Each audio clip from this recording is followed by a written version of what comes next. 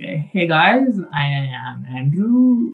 I work on everything which is not design related or experience related. I work on the architecture and the backend infrastructure of Hopscotch. And I am really looking forward to your awesome questions. Start on, I will ask, how do you generate revenue from the project? Or what are the plans for it? So currently, we don't exactly have a very solid plan right now because we are still looking for different options. But our current plan for monetization is to monetize from the enterprise users of Hopscotch. Um, and there are some reasons for that. So, like again, as enterprise users, they tend to be using a little more advanced features. For example, they will be collaborating, so they will be working as a team and so on. And we had to set up infrastructure for that, and that's kind of a little bit more. That's kind of like something which will cause some expense on our part. And I guess we don't have no option over there. But there are some plans, there are some core ideas still that we are going to be upholding. So one is that we want to keep, since Hopscotch is an open source project, and because of the open source community, we want to keep Hopscotch hopefully free, but at least as accessible as possible for basically all open source projects and any open source endeavors.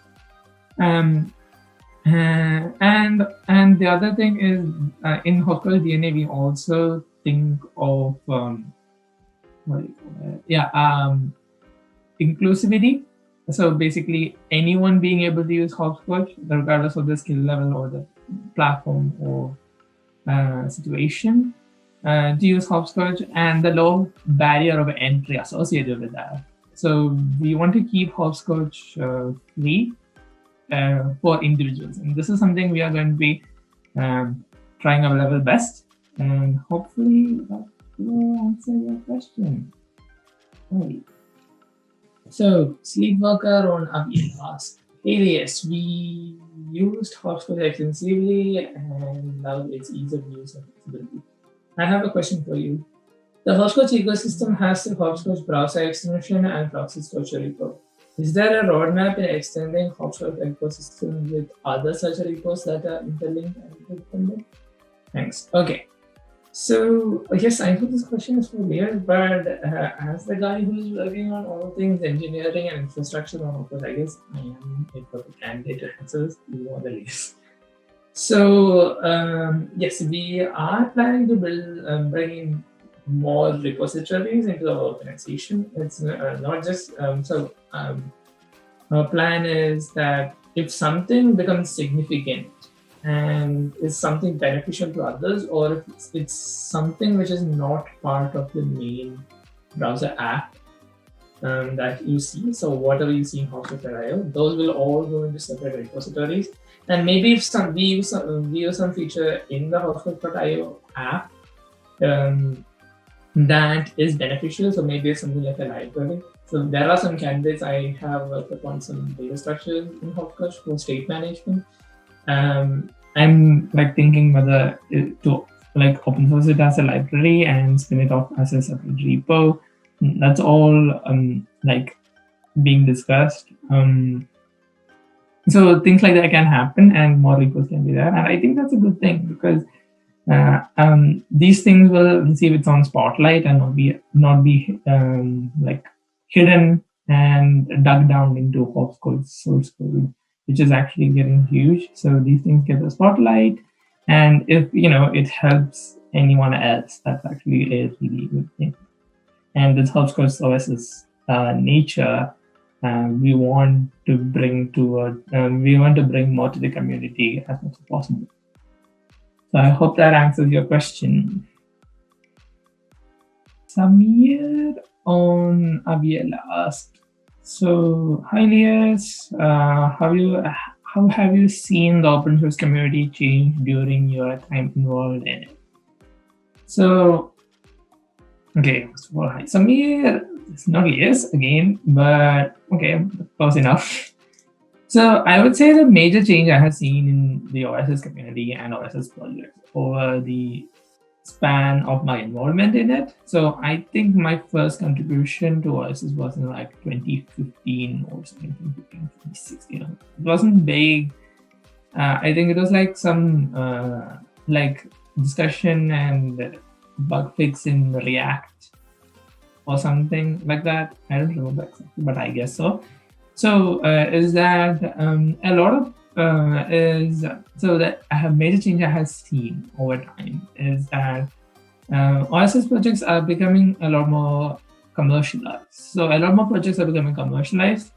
So like a lot of great quality tools are which are open source are being commercial projects, commercial companies, and are influencing a lot more people directly than ever before.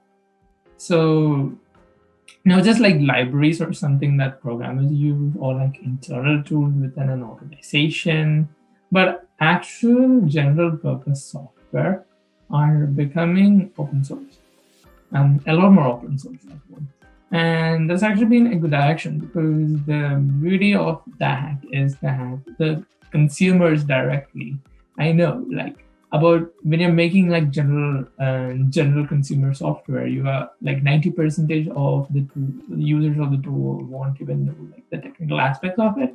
But for that 10% who do, they're really vocal about their support.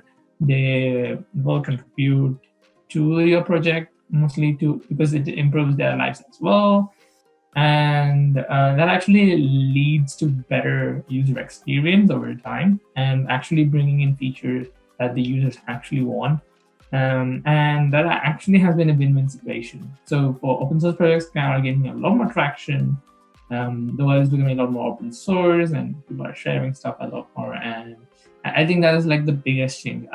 Because like so like COSS projects, that might not have been a big thing before, but before, maybe I'm saying maybe 3-4 years back, but right now they are, and there are even special people who are actually looking into and will help you take your OSS project to the next level in the COSS project. And that's actually a really big paradigm shift compared to when I started working on OSS. So hope this answers your question. Nabil asked, "Hey Elias, thanks for hopscotch or the ability. Wanted to ask, what is your advice towards someone who is a good engineer and never contributed to the OSS?" Okay. So, hi, Surya, that's a good question. And thanks for your comments about hopscotch. Yeah. So, I'm not layers, but close enough again. So, my advice to you would be to not be shy. This is something I commonly see among people who say, like, okay, I want to contribute to open source, but I'm like scared, like what people are going to say. And that's a common thing. Like that makes sense. Even like for some things, like I am scared. I'm really anxious about like what people think when I mess up. And I'm not a big fan of annoying people in general. So if I feel like, okay, I annoyed someone, I just feel really bad. And then I will spend like a solid week thinking, oh my God, I just annoyed these people.